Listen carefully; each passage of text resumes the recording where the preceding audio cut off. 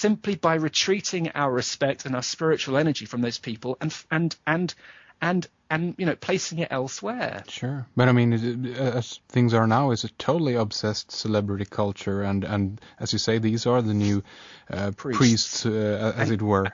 Yeah. And gods. And gods, yeah, of course. I mean, again, Matthew Toulouse pointed out, even Elton John, what was his middle name? Like Hercules. Hercules. Yeah. There you go. Yeah, exactly. I mean... what can I say about that one? What can I add to that from what I've said?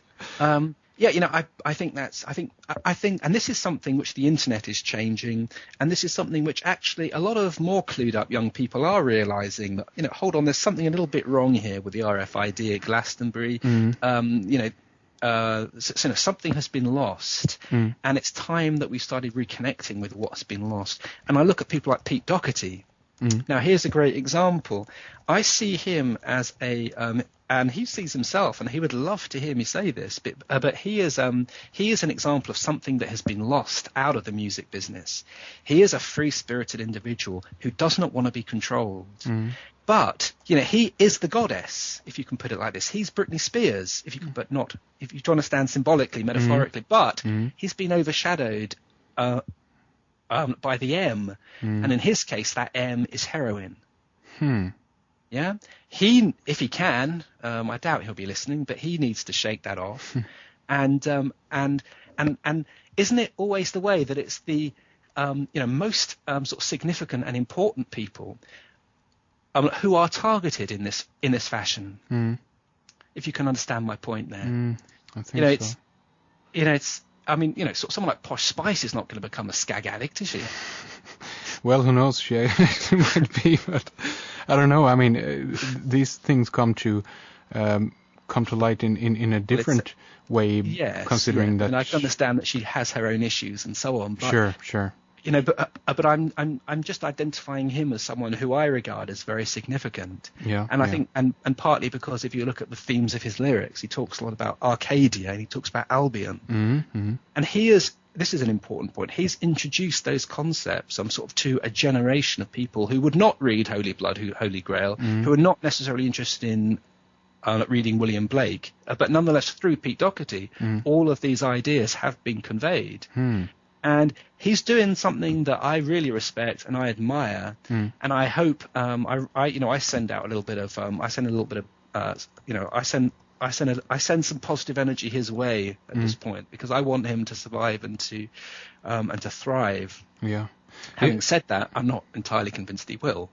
In a way, it feels like at the moment, at least, our culture isn't supposed to be filled with the stuff that has meaning behind it in that sense. It feels like we're part of a time now where if an old age, as it were, is coming to an end, it has to reach a point where it's totally drained of its own spirit. And absolutely right. And we will come, hopefully, then to a point where people actually are hungry for something really new. Yes, absolutely. And in some ways, you only need to look at a program like Big Brother, and you see that we've actually reached that point in a way where we're now, in a sense, that is an example of everything you've just described. It's the worship of the unreal. Yeah.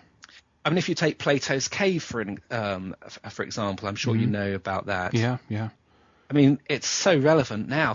It's relevant to everything that's happening right now. If you read that passage from Plato's Republic. Yeah. It's people staring at the illusion. Yeah. Rather than going out there in the sun. Sure.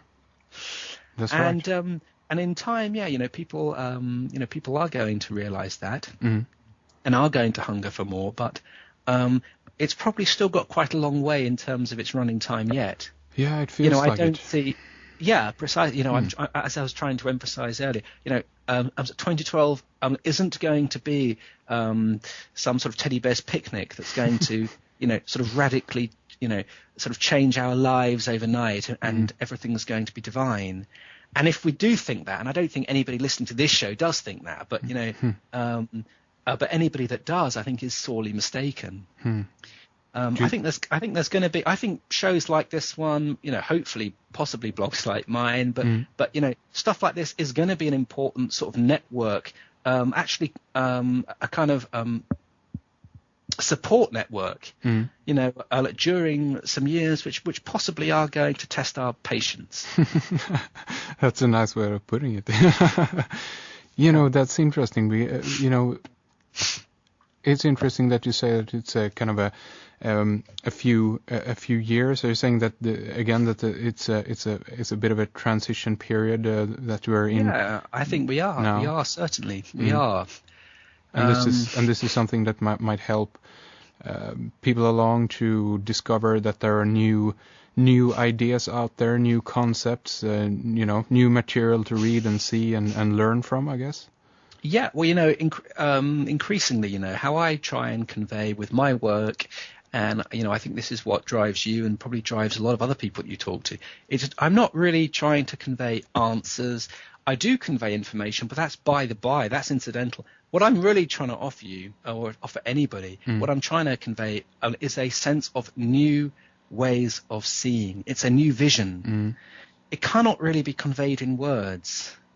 Precisely. It's something you either get, or if you don't, then you need to read a little bit more. It might be. It'll come to you. It might be in a way helped along with the words, but in the end, if I understand you correctly, in the end, it's not about the words itself, but it's about your own personal understanding. Precisely. Of it. Even though I think I'm proud of my words, and I think and I try. I try and express everything I can in my words. I try to put my whole self into what I write, my whole brain, and that's a gradual process. And maybe in 5 years' time, 10 years' time, I might have achieved that. And if you do, if you do, that's when you become, more than just a conspiracy legend. That's when you become a literary legend. Yeah, that's right. It is not a, and again, just talking about David Icke, although, sort of no one would claim that he's Marcel Proust in terms of a writer, but nonetheless, if you just look at the amount of information that he's thrown our way, sure. If you look at the ideas, the hundreds of pages of information that guy has has not churned out, but he has produced. Yeah. Unquestionably, something happened to him in that stone circle. Sure. Something very interesting indeed. Definitely. I hope to be able to ask him a little bit about that, because I haven't heard that much about him. I hope to have David back on soon, and I think I'm going to try to talk to him a little bit about that. And one thing that I also think is very sad, although I understand it, is again the concept of the reptilians and all of this. That is the subject that a lot of people stick to, or kind of get stuck on that Yes. idea. But some ways, and I think possibly David might even agree, but in some ways that's almost the sort of intelligence test, isn't it? Isn't it? That's right. I think so. I'm like you. I'm like everybody listening. I heard, David Icke, he's mad. He talks about reptiles. And it took me a certain amount of bottles simply to open up a book and to read it with an open mind. Sure. And if you do that, then of course you realise that actually these reptiles are not at the centre of what he's communicating. There's something much, much more important. And if you can get a hold of that sense of that energy which he experiences and which he is trying to give to you, it's powerful. Do you think do you think it's potential that the idea or the concept of the reptilians here actually works as a kind of a how should I put it, as a threshold for people who are actually not ready for the information? They will totally dismiss all of this simply because of that simple idea with the reptilians. But on the other hand, people who might actually not take it as that, okay, this is the literary truth and I believe in this or whatever, but that they actually might be able to consider that, okay, what if this is the case? And beyond that point, you have kind of passed the threshold, so to speak, and beyond that point, you're actually much more inclined to absorb the information and to meander on it or ponder on it than anybody else. What do you think? Yeah, I'm sure that's I'm sure that's right. But you and I, like have quite a lot of, actually have quite a lot of interest in that subject of the reptiles. Of course. It isn't something. It is by no means something I wholeheartedly rule out. No, of course not. No. I think that sort of David over-egged the pudding when he stated that, for example, members of our royal family are themselves physically shape-shifting reptiles. Sure. It sounds ridiculous, and probably hand on heart, it is a little ridiculous. But sort of so much of the other stuff which is introduced, sort of through that medium has changed my way of thinking forever. Sure.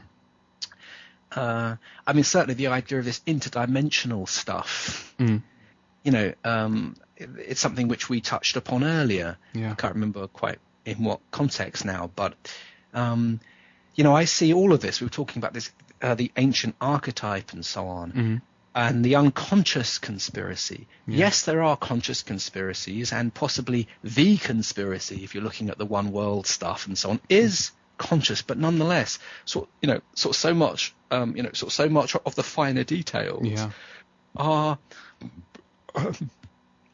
not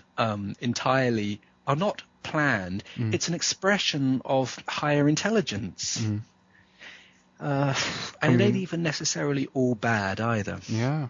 Isn't that interesting? It really isn't. For example, if we're leading towards a one world. Now, of course, sort of you and I have been in some ways conditioned into thinking that is an inherently bad thing. But if we think about it, if we think about the sacrifices which have been made to actually get us where we are today, I would probably rather have a one world government than see a sort of like First World War situation, thrust again upon the globe. Definitely. It's like when I talked to J. Edward Griffin last time, he also expressed this idea that he inherently there's nothing wrong with the one world, government in that sense. This is one planet, and of course, why shouldn't things be solved on a global level? But it's as he said, it's all about who is running that government and by what measures. It is. And that's almost what I'm talking about. I was talking about this whole principle of the M. It's these ideas which are themselves, of course, in the truest sense, sort of godly.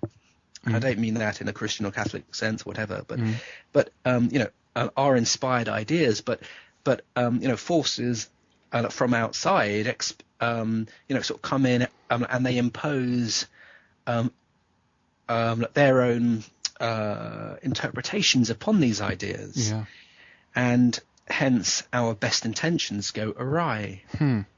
And so in a way it might be that if the intention of the universal force is to have our experience here on this planet to lead in a certain direction, it is going to find a way to implement that. It is going to find a way, precisely.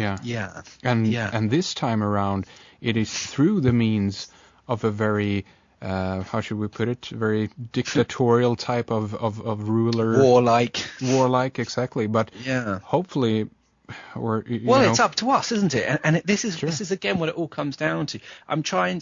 It's all about this shaking off of these ideas. And if we agree that there is nothing inherently wrong, wrong with unity. There's nothing inherently wrong with loving our neighbour as ourselves. Of course not. There is absolutely nothing wrong with reaching out in brotherhood and sisterhood to